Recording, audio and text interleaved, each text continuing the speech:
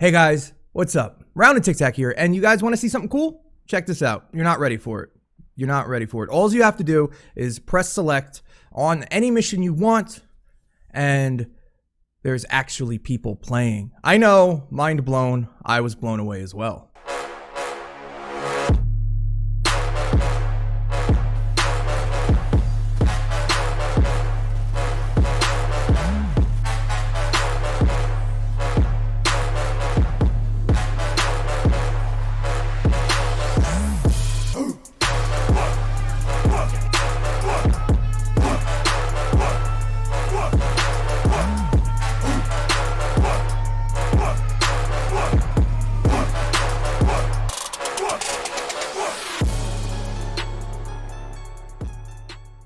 Hey guys, what's going on? Rockin TikTak here, and I wanted to make that intro a little bit special because the weapon is just a little bit special. Remember on the Mythic assault rifle video how I said, even though it was very, very good, it wasn't very flashy compared to the Mythic ones. This is what I was comparing it to in my mind.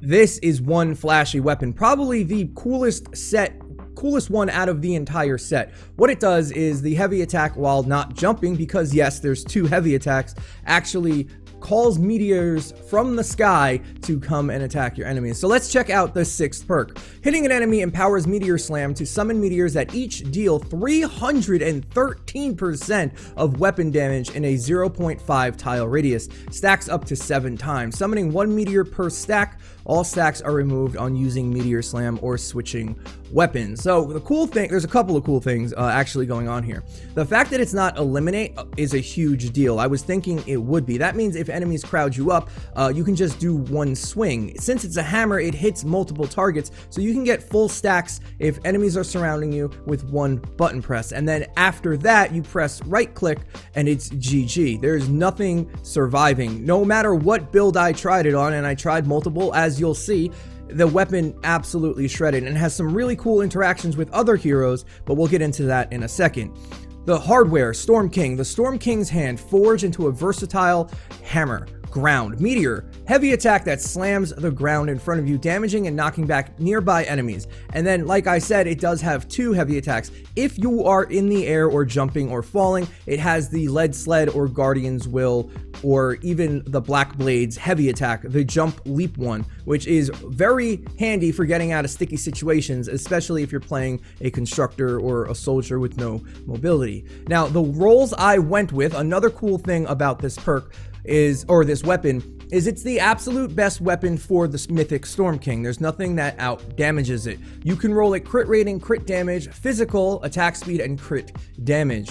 I'm going to take away this physical roll because it's only physical because of the Storm King's horns. Since that's where I'm using it mainly, I'm keeping it physical. But if I was to just use it for regular missions, I would keep the same build and do something like this, and change this to energy. Now, just like the assault rifle, since this deals 313% of weapon damage, there might be a call for putting just as many damage rolls as you can on here and let all the meteors do the work.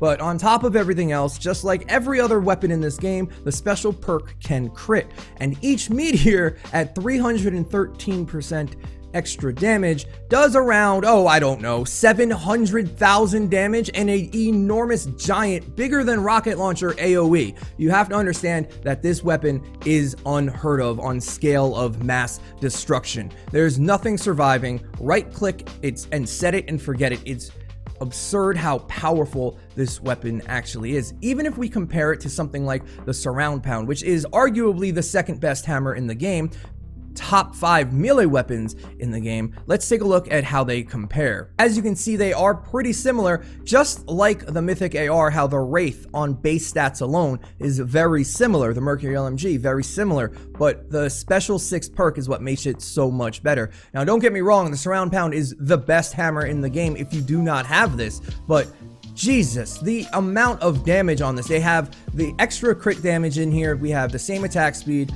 300 durability. Impact is a little bit lower, but it stuns, it hits, it knocks back, it makes them fall over.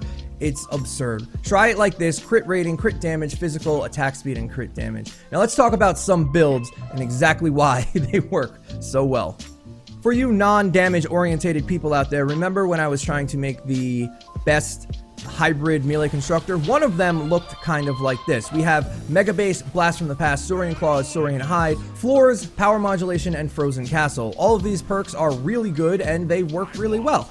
I would only use hammers really in a defensive orientation. They have a high knockback, they have high stun chance, they do a ton of damage, and I equate that to being a constructor, aka get off of my base, and it works incredibly well for that. After 1 or 2 swings, you'll have all of your stacks and you can heavy attack and drop the meteors down upon everyone. However, you do need to understand that it does take a minute to understand the aiming mechanic behind the meteors. They come out pretty far ahead of you, making you want to actually heavy attack before you get to the enemies.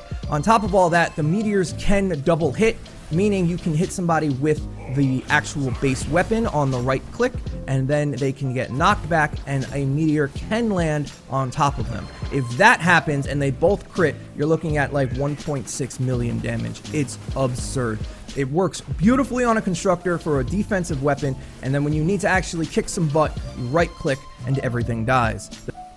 The next one we're going to be looking at is Tank Penny. She's the ipso facto constructor hardware person. Her perk gives us an extra 50% damage. That stacks on top of the meteors, so now we're at 363% bonus damage. Bringing down the house adds another 50% damage there, so now we're at 413% extra damage. A higher crit chance, and that goes for the meteors too.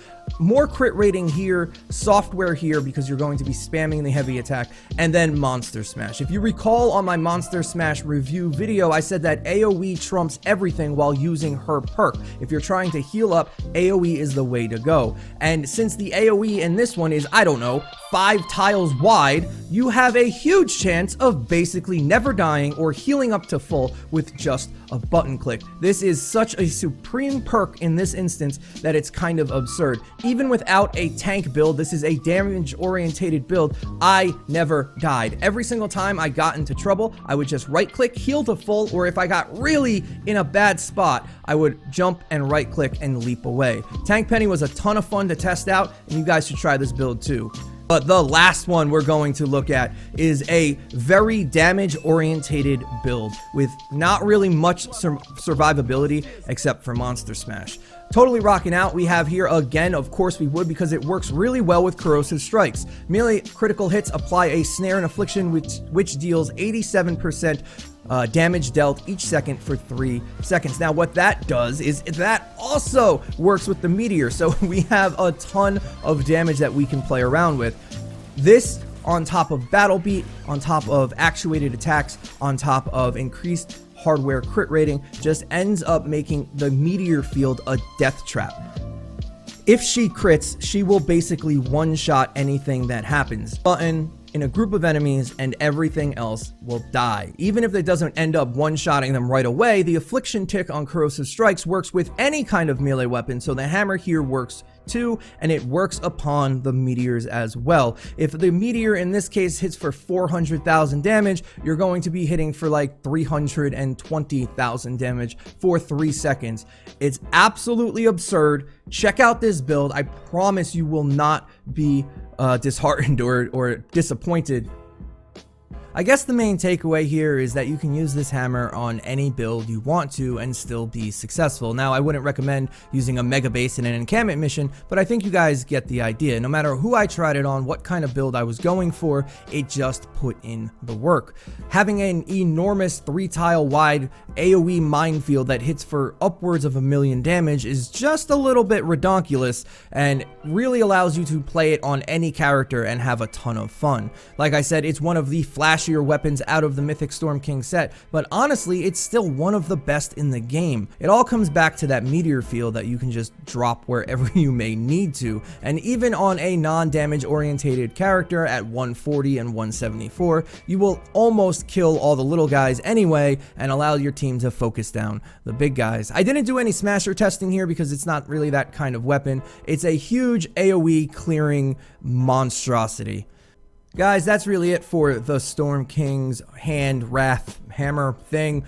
It's definitely one of the best weapons in the game. If you guys like this video, I do weapon reviews and trap tunnel guides all the time. Think about subscribing if you're new and maybe hit the bell. If you guys like streams and getting some of these mythic weapons yourself, we stream 6 days a week over at twitch.tv/rounded TikTak. I am doing my damnedest to help people run through this thing and get your weapons yourself. I know it's difficult, but if you stick at it, it does get easier. Lastly, if you want to support the channel in any way, you can always use creator code OOTikTakOO. I'll see you guys on the streams in the next videos. Hero reviews coming next. TikTak out.